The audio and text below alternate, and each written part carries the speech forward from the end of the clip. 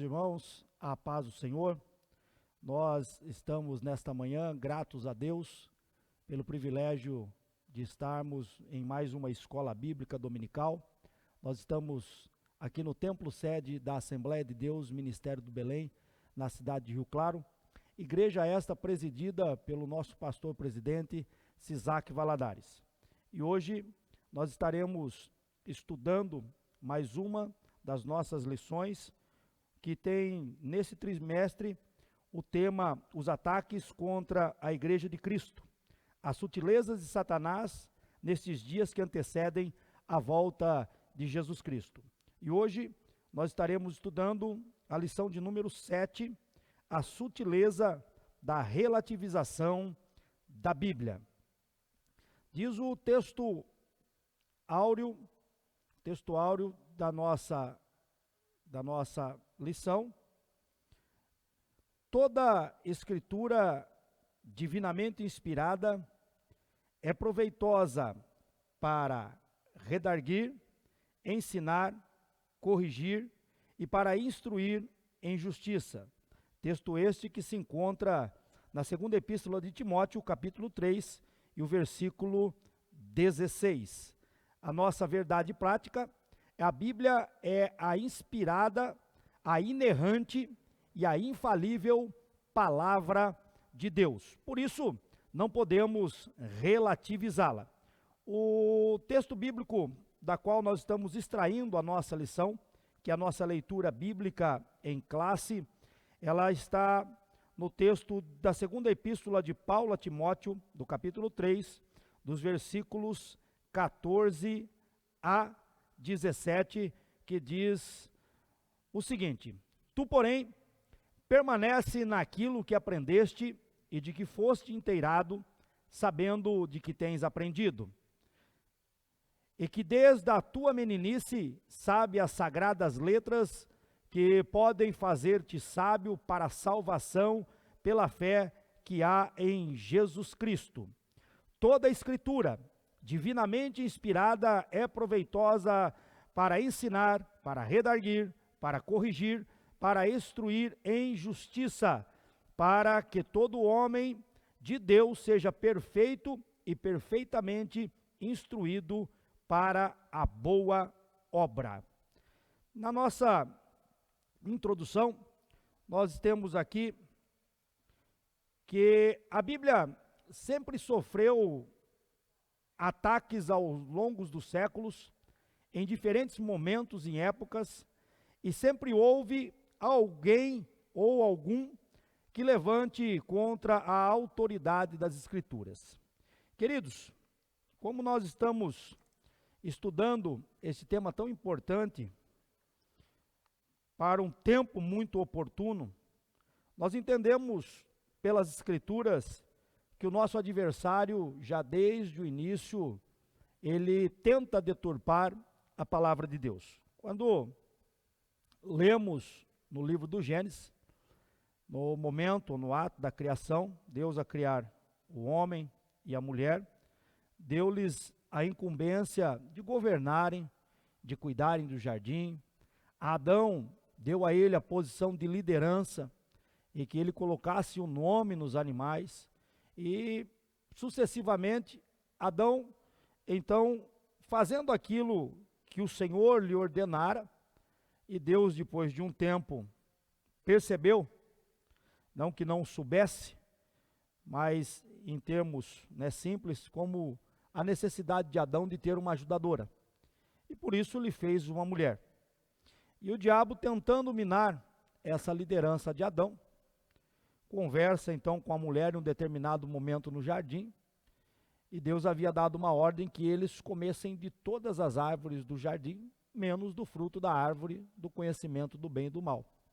E Satanás então aproveita aquela oportunidade e tenta deturpar a palavra de Deus, modificando, relativizando a palavra de Deus, dizendo que não era bem assim aquilo que Deus havia dito à mulher, e que se a mulher de fato comesse daquele fruto, se tornaria um Deus. Mais tarde na história, nós lemos o mesmo personagem, só que agora não mais no jardim, mas num deserto, não enfrentando um primeiro casal, mas enfrentando o segundo Adão, ele usa as Escrituras de forma deturpada, tentando Jesus, quando disse que aos seus anjos daria ordem ao seu respeito para que não tropeçasse o seu pé em pedra alguma.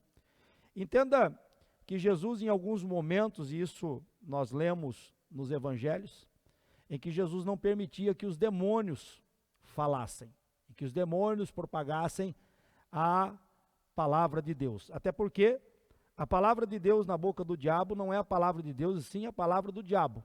Ele é um mestre na deturpação das Escrituras. E com isso, ele tem, conforme o texto bíblico nos ensina, na sua segunda epístola, Paulo escrevendo aos Coríntios, no capítulo 11, e eu quero fazer menção do texto bíblico, embora ele não esteja na lição, mas eu quero fazer menção a este texto que diz o seguinte: porque tais falsos apóstolos são obreiros fraudulentos, transfigurando-se em apóstolos de Cristo. E não é maravilha, porque o próprio Satanás se transfigura em anjo de luz. Não é muito, pois, que os seus ministros se transfigurem em ministros da justiça, a fim dos quais será conforme as suas obras. Então nós vemos que é uma característica do diabo a deturpação da palavra. E como nós estamos vivendo os últimos momentos da igreja na terra, esse ataque, ele tem sido mais maciço, ele tem sido um ataque mais pesado contra as Escrituras. E ele usa os seus falsos obreiros, os seus falsos apóstolos, os pseudos pastores, para que estejam também deturpando as Escrituras. Então, ainda na nossa introdução, hoje não é diferente para muitos, pois a palavra de Deus está, segundo a opinião desses pseudos pastores, a opinião destes homens, ela está desatualizada nas questões sociais e comportamentais, ou, no mínimo, mal traduzida, interpretada e, portanto, mal aplicada. Nós vamos aprender durante esses momentos que nós estamos aqui nos objetivos, que é explicar o processo de construção de narrativas para criminalizar a opinião doutrinariamente conservadora da Bíblia. Entenda que a Bíblia, ela é absoluta nas suas verdades. Nós, quando cremos em Cristo, e eu aceitei a Jesus já fazem 30 anos, esse ano fez 30 anos que aceitei a Cristo, e uma das primeiras coisas que nós aprendemos é que a autoridade da igreja está na Bíblia Sagrada. A Bíblia Sagrada, ela é um instrumento da verdade teológica. A Bíblia, conforme o nosso texto, o texto áureo, ou melhor, a verdade prática, ela é a inerrante, infalível e imutável palavra de Deus. Significa que pode passar muitas gerações, mas ela não muda.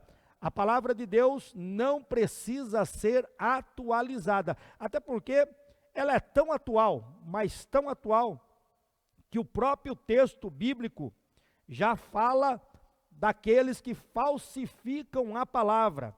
Eu quero, neste momento, ler com os irmãos, aproveitando a oportunidade, Paulo, escrevendo a sua segunda epístola aos Coríntios, ele deixa categoricamente claro que muitas pessoas já estavam falsificando a palavra de Deus. Segunda epístola de Paulo aos Coríntios, capítulo 4, e o versículo 2 diz, eu vou ler até 1, para dar o contexto. Pelo que tendo este ministério, segundo a misericórdia que nos foi feita, não desfalecemos.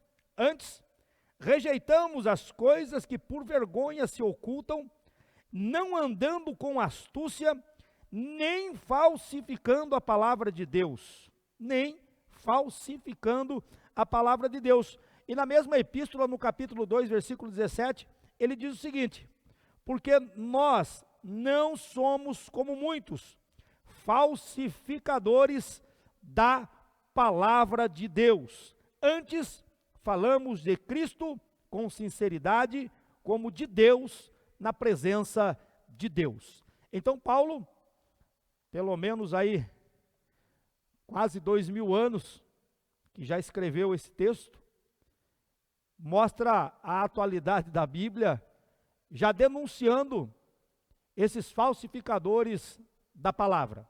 Pessoas que colocam em dúvida aquilo que entendemos como a imutável palavra de Deus. Mas vamos para o tópico da nossa lição, primeiro tópico, a Bíblia e o Espírito desta época. Nós vamos falar então, nesse primeiro subtópico, sobre a desconstrução. Este novo modelo ou paradigma, isto é, o padrão cultural, se contrapõe ao cristianismo, procurando desconstruir não apenas a sua herança cultural, mas sobretudo o seu conjunto de valores éticos, morais e espirituais.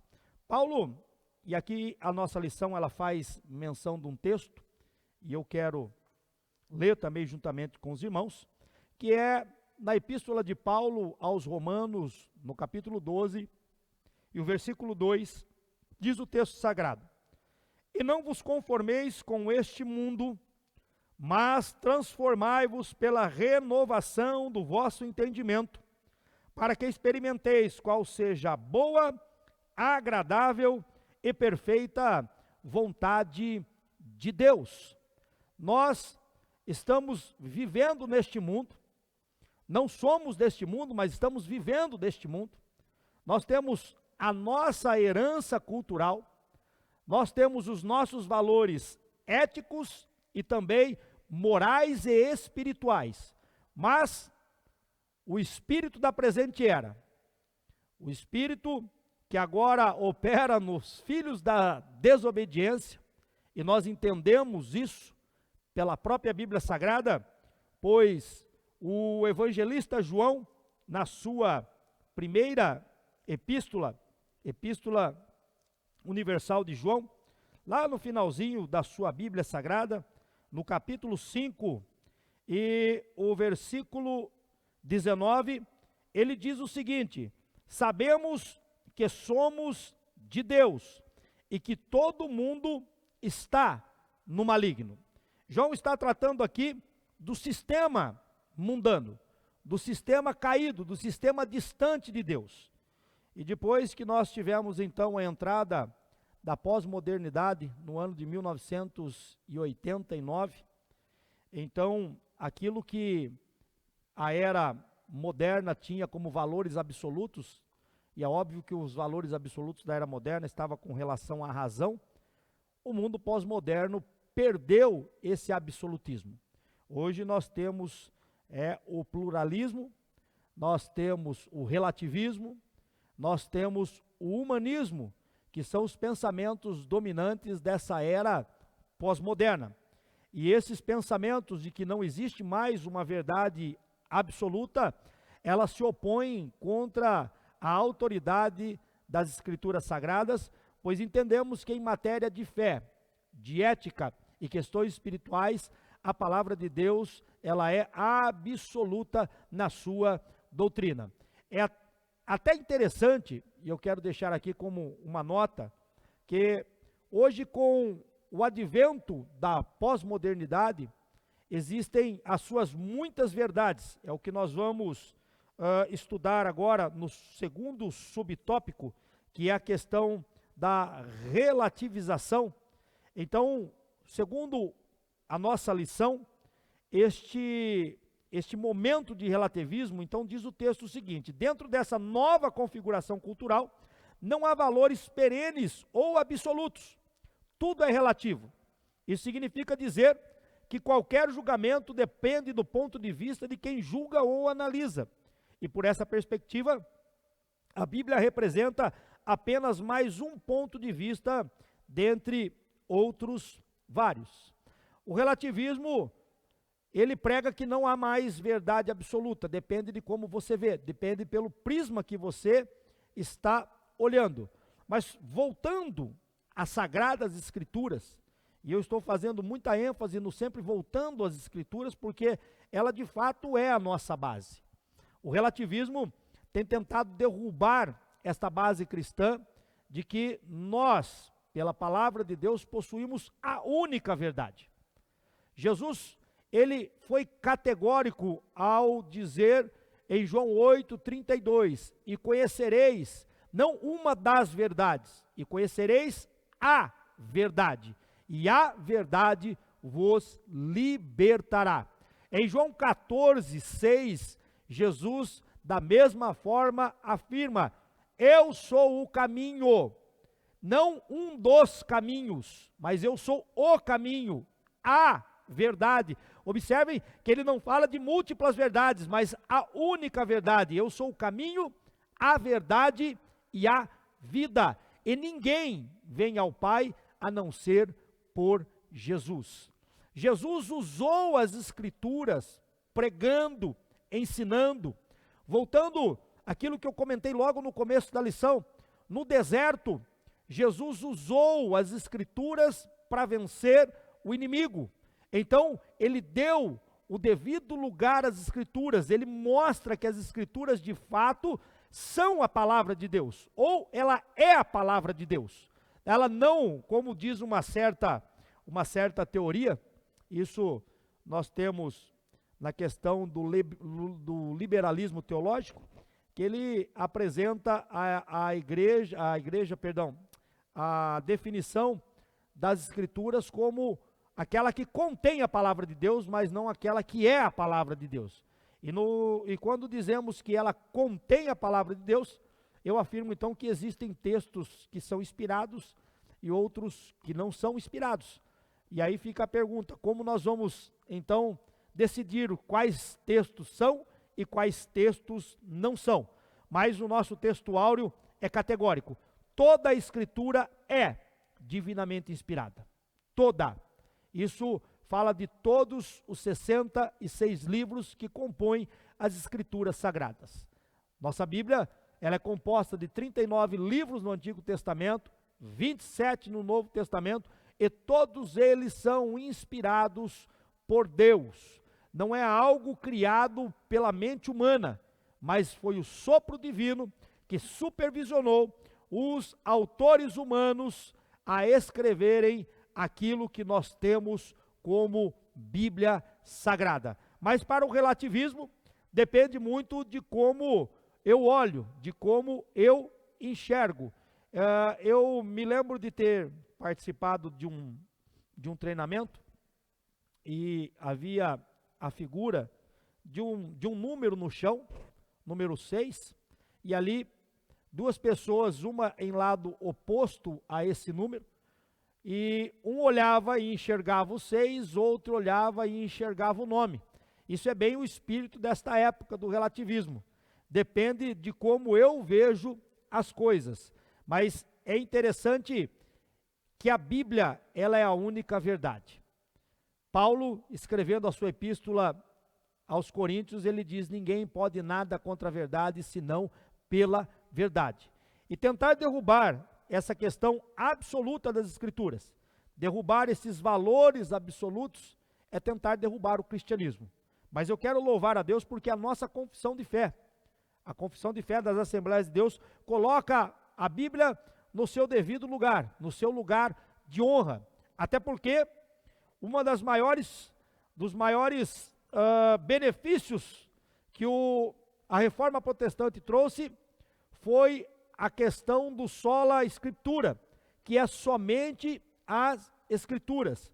Aqui nós não estamos muito interessados nas filosofias humanistas, nem na psicologia de autoajuda, mas nós pregamos unicamente a palavra de Deus, poder de Deus para a salvação de todo aquele que crê. Então não podemos relativizar as Escrituras, até porque se desta forma agíssemos, seríamos então infiéis ao texto sagrado. Eu não posso interpretar a Bíblia ao bel prazer.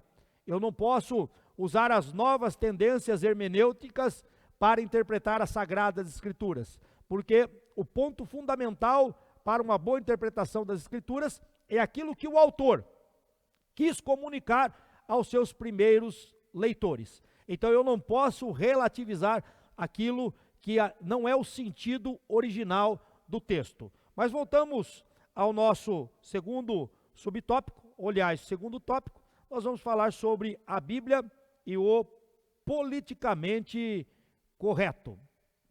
Diz o texto que eles estão tentando criar uma nova narrativa.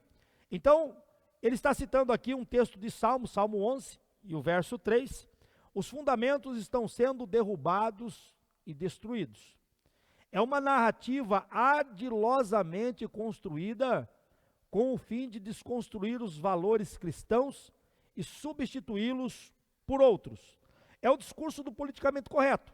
E dentro desse modelo, criou-se uma nova modalidade, uma nova ética e, portanto, uma nova forma de dizer o que é certo e errado.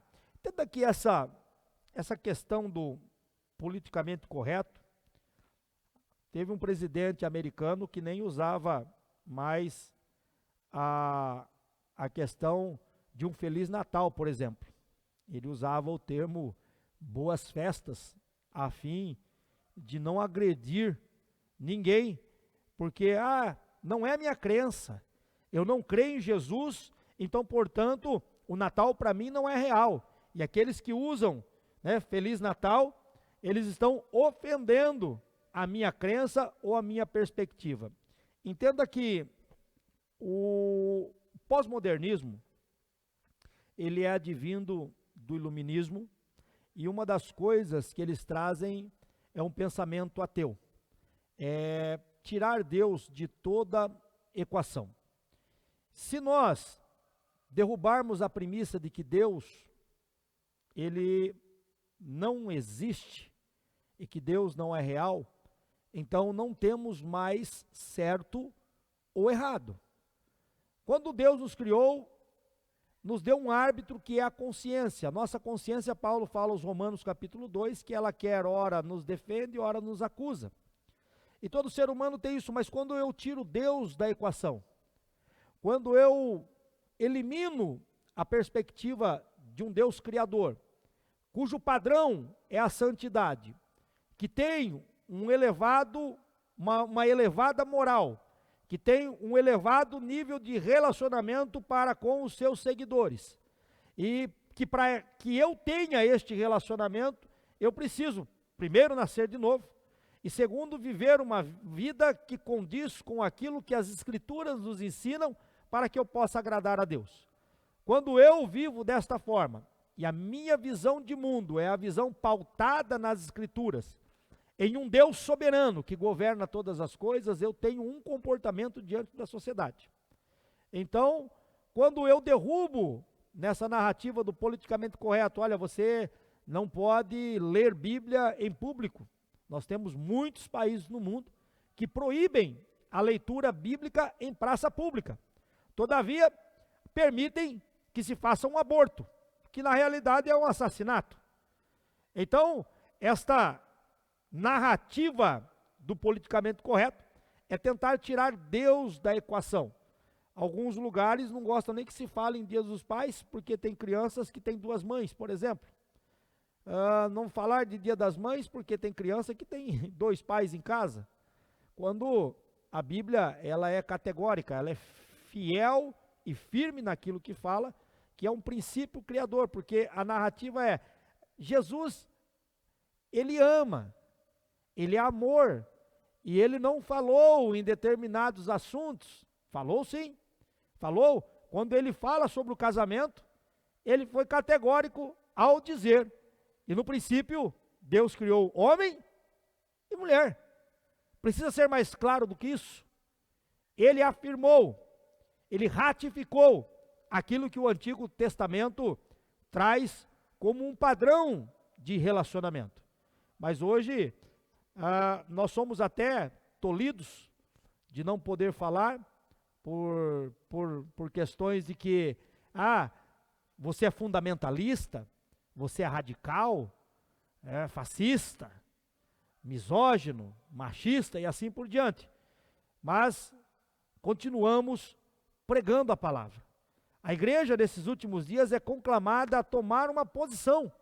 Nós não podemos aceitar o politicamente correto, até porque é uma ditadura desse politicamente correto. Essa ditadura, infelizmente, tem alcançado alguns arraiais do Senhor.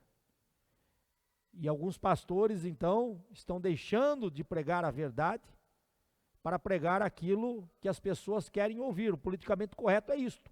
Quando eu venho para o púlpito, para pregar a palavra, quando eu venho para uma lição da escola bíblica dominical, eu tenho que falar aquilo que eles querem ouvir e não aquilo que eles precisam ouvir.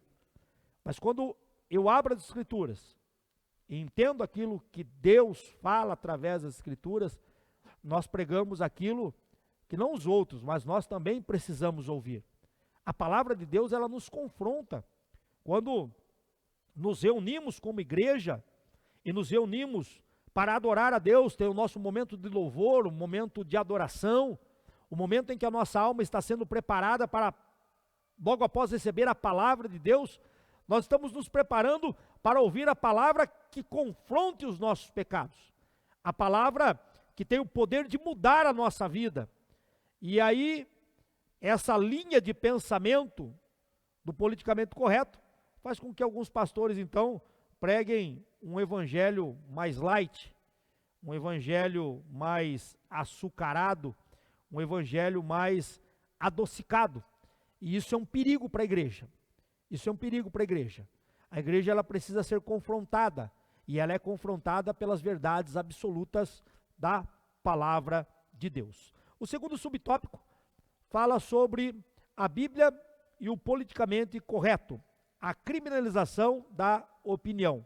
Pensar diferente dessa nova narrativa que foi criada é estar sujeito a uma ditadura da opinião, ditadura do politicamente correto.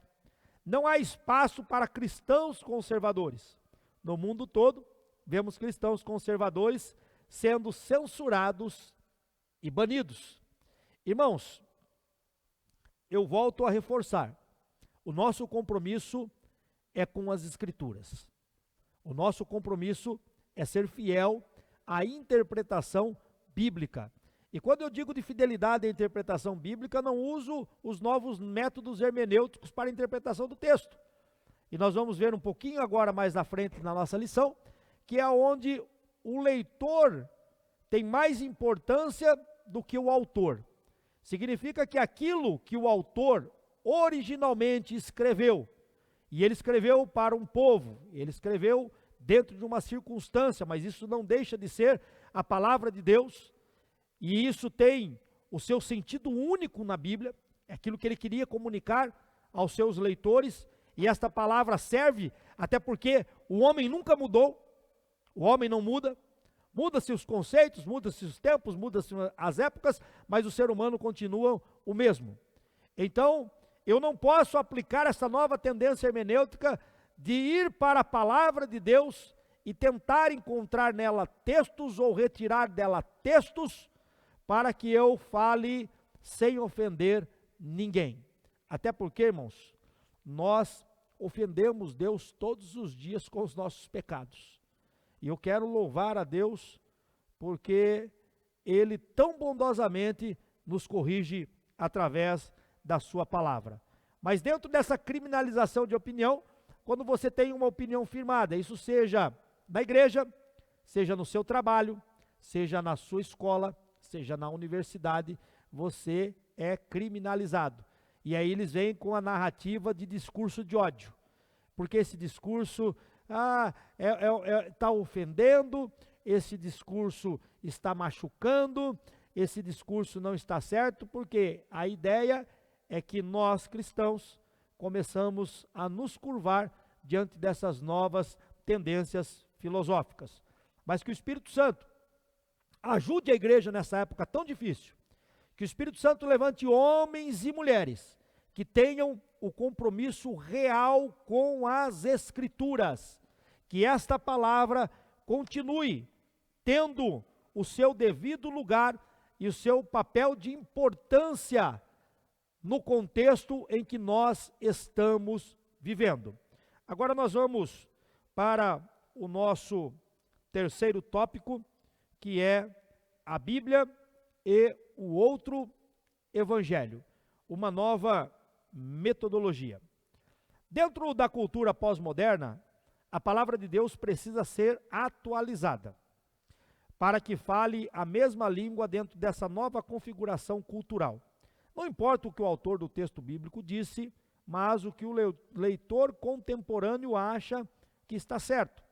A Bíblia precisa se ajustar a esta nova metodologia. Assim surge, portanto, um outro evangelho. Nós temos agora, passado não muito tempo, um líder de uma igreja, que numa das suas preleções, ele afirma que a Bíblia precisa ser ressignificada, que a Bíblia precisa ser atualizada, como se o texto bíblico fosse um texto obsoleto. Por quê? Ele está usando esta nova tendência hermenêutica, esta nova tendência de interpretação, que é uma tendência que está moldada pela cultura pós-moderna, aonde quem está lendo é que deve de fato interpretar o significado daquilo que ele acha que a Bíblia está dizendo. E isso é um perigo. Isso é um perigo porque ela dá margem a todo tipo de deturpação. E eu quero ler um texto que Paulo, escrevendo a sua epístola a Timóteo, ele diz o seguinte, 1 Timóteo, capítulo 4, e o versículo 1, diz o texto sagrado: mas o Espírito expressamente diz que nos últimos tempos, isso Paulo já escrevendo na época dele, que nos últimos tempos apostatarão alguns da fé, dando ouvidos a espíritos enganadores e a doutrina de demônios. Eu disse, já logo no começo da nossa lição, que o diabo é um hábil mestre na questão da distorção da Bíblia Sagrada.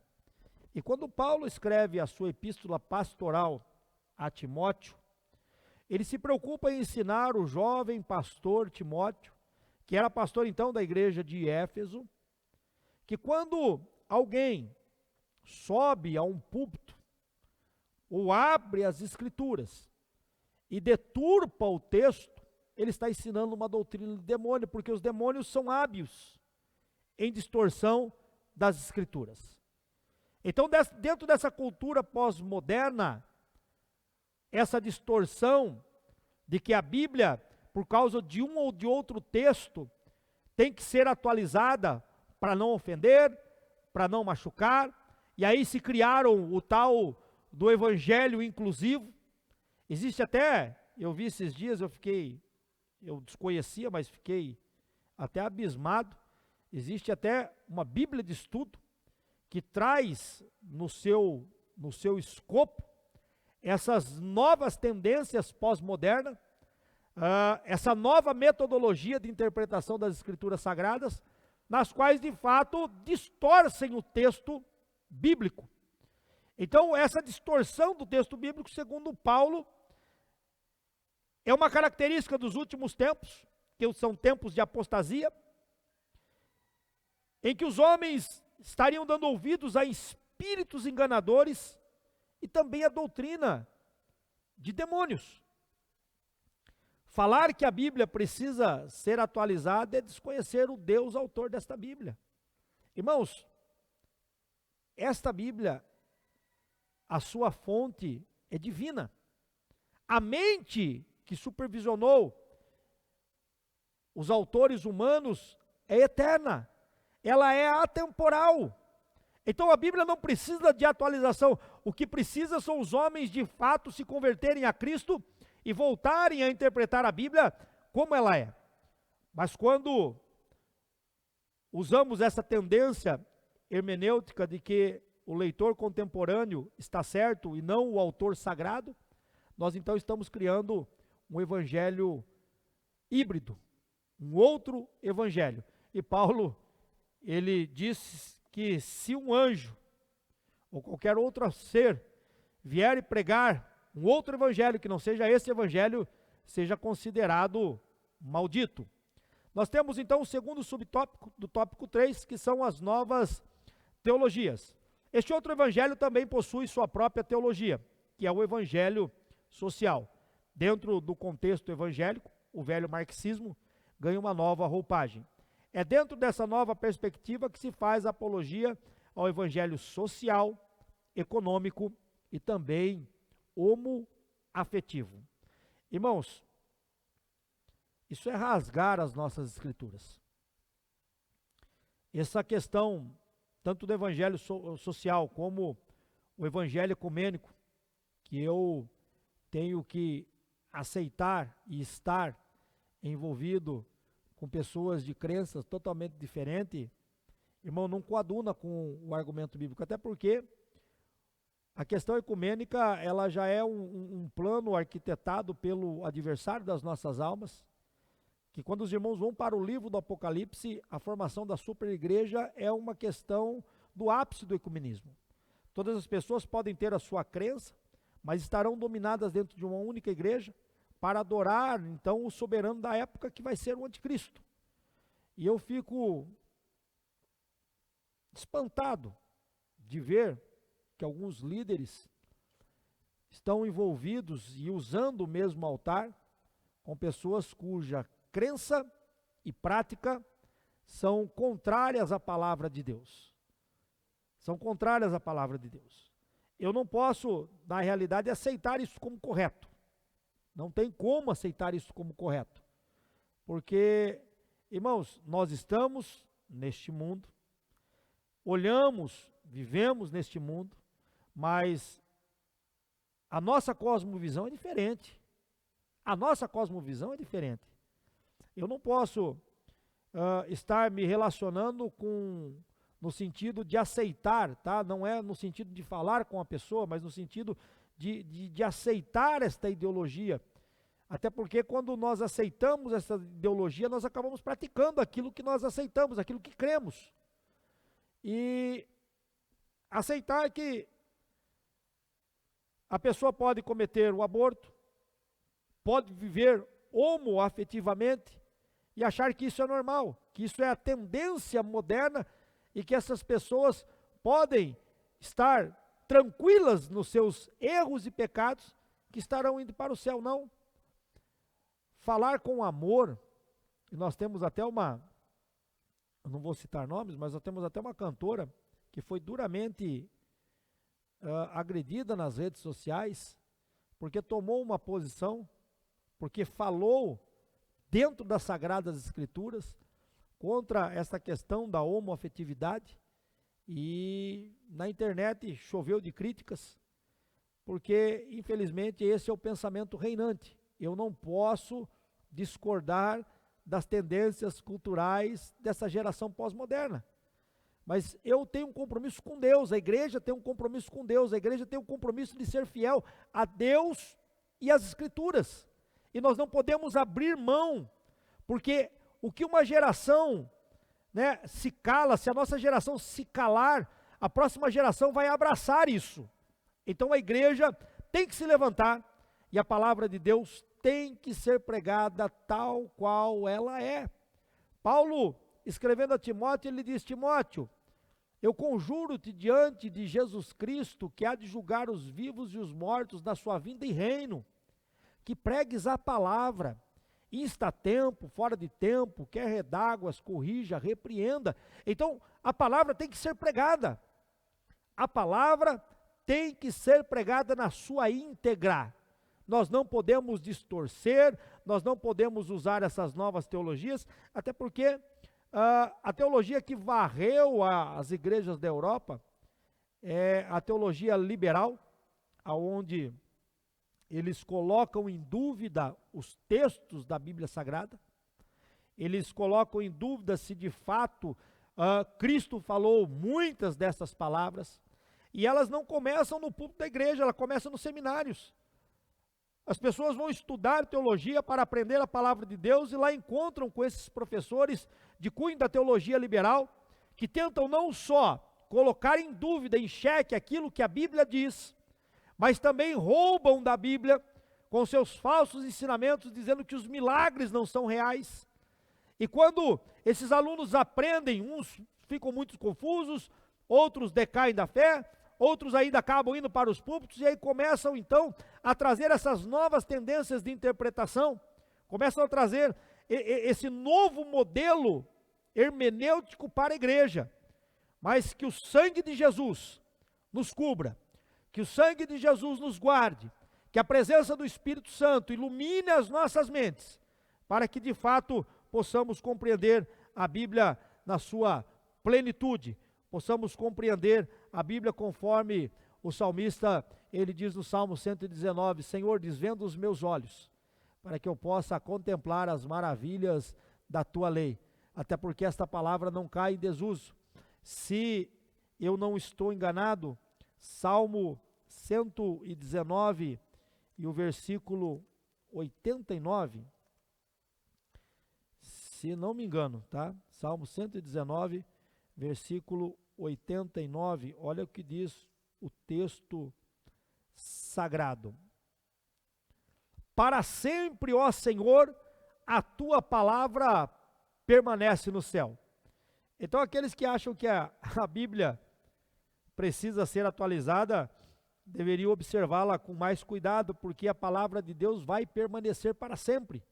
E segundo o texto bíblico, para sempre, ó Senhor, a tua palavra permanece nos céus.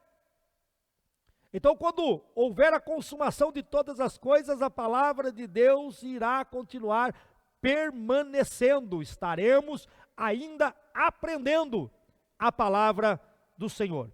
Tópico 4, a Bíblia sempre atual, palavra de Deus.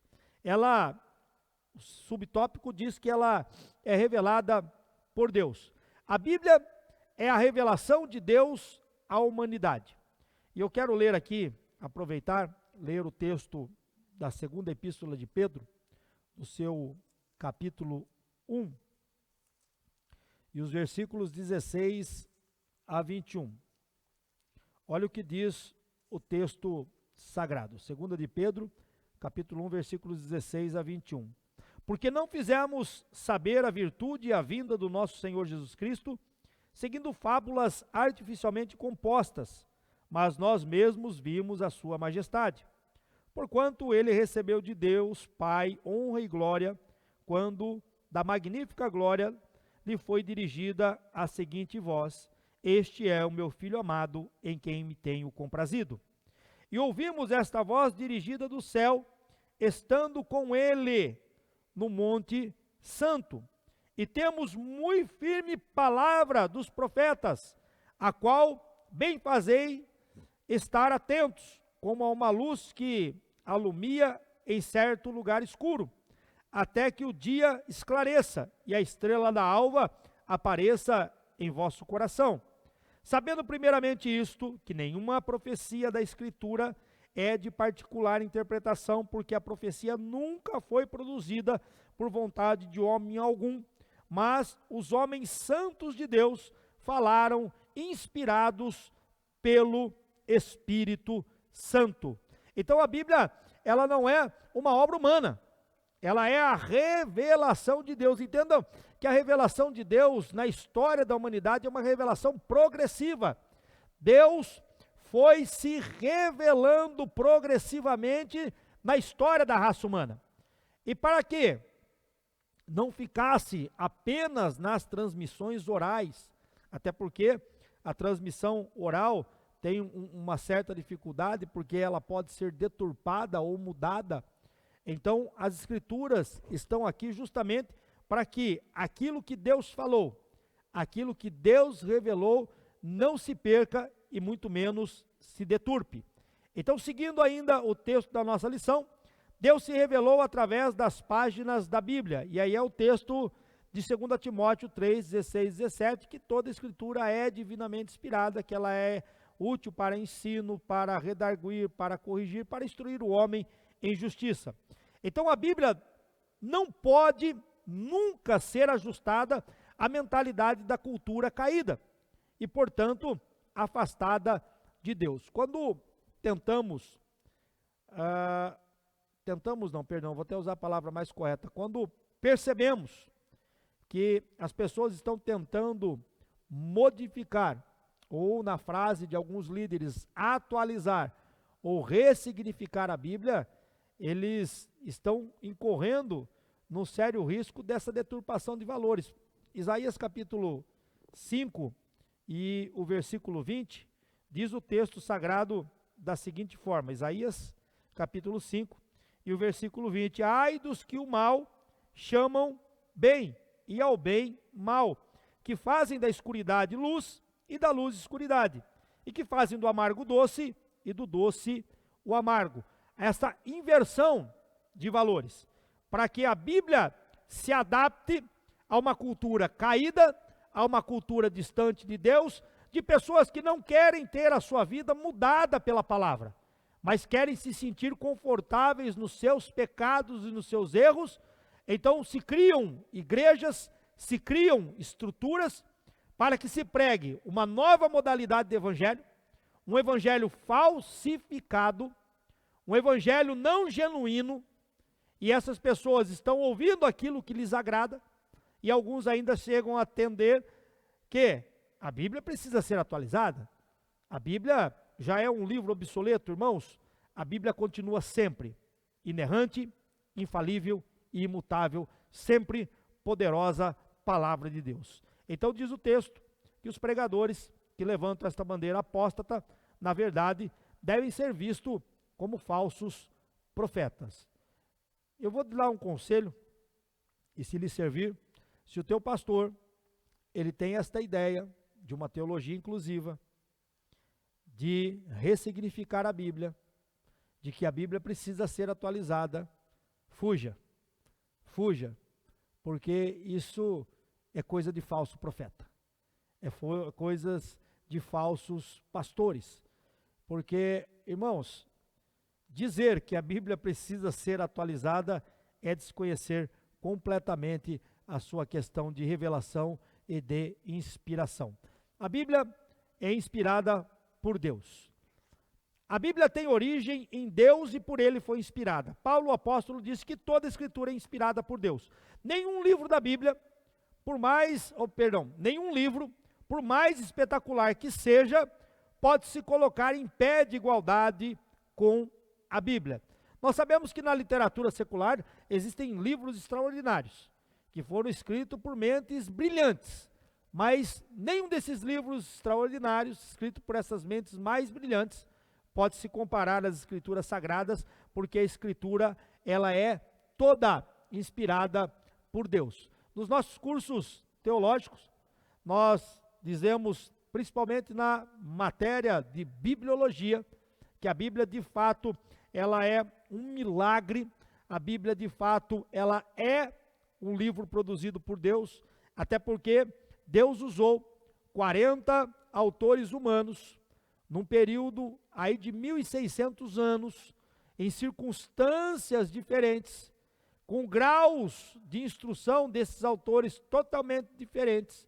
Uns escreveram na calmaria do palácio, outros escreveram no fragor de uma batalha, outros escreveram no deserto, outros, num descanso, e assim por diante. Mas todos eles escreveram na mesma perspectiva. A Bíblia é um livro coeso, a Bíblia é um livro harmônico, e só pode acontecer isso num livro que tem uma única mente por trás, e essa única mente é a mente de Deus, por isso que ela é inspirada.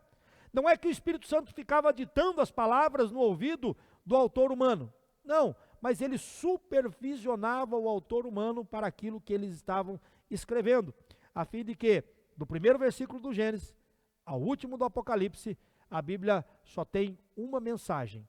Não há erro nas escrituras. Quando vocês vão para a internet, existem muitas pessoas aí querendo encontrar erro nas escrituras sagradas. Mas a Bíblia não tem erro. A Bíblia é fidedigna nos seus textos.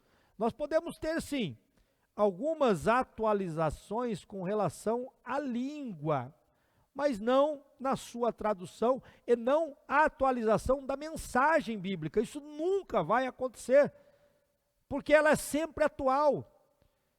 A Bíblia é sempre atual, a igreja permanece baseada na pregação, tanto do Antigo quanto do Novo Testamento. As gerações podem vir, mudar, mas a Bíblia permanece para sempre. Não vai cair um tio, não vai fazer nada dessa palavra, porque esta palavra é a palavra de Deus. É Deus quem supervisionou, é Deus quem falou, até porque quando se lê no Antigo Testamento, eles dizem, assim diz o Senhor. Isso nós perdemos a conta de quantas vezes o texto bíblico, os autores, eles usavam esta frase, assim diz o Senhor. Ela é tão atual, ela é tão inspirada, que o próprio Cristo, eu já disse aqui no começo da aula, ele fez menção, e olha o que diz o texto, olha o que diz o texto, quando Jesus, já ressurreto, ele está no caminho de Damasco, caminho de Emaús, olha o que diz o texto de Lucas, capítulo 24, e o versículo 44, eles estavam conversando, Jesus se apresenta entre eles, e aí são palavras de Jesus, e disse-lhes, essas palavras que vos disse, estando ainda convosco, convinha que se cumprisse tudo o que de mim estava escrito na lei de Moisés, e nos profetas, e nos salmos. Jesus está usando aqui a divisão da Bíblia hebraica, ele está usando a Bíblia do Antigo Testamento, da mesma forma que Pedro fala das Escrituras, e aí já está citando não só o Antigo, mas também o Novo Testamento. Paulo, quando pregou as Escrituras. A igreja hoje tem o seu poder, a igreja tem a sua relevância na sociedade, é por causa das Escrituras. Nós não podemos cultuar como nós queremos, inventarmos coisas no culto, se a Bíblia não permite. O nosso culto é bíblico. O nosso culto é bíblico. Eu louvo a Deus por nossa igreja. Eu louvo a Deus por pertencer a uma igreja bíblica.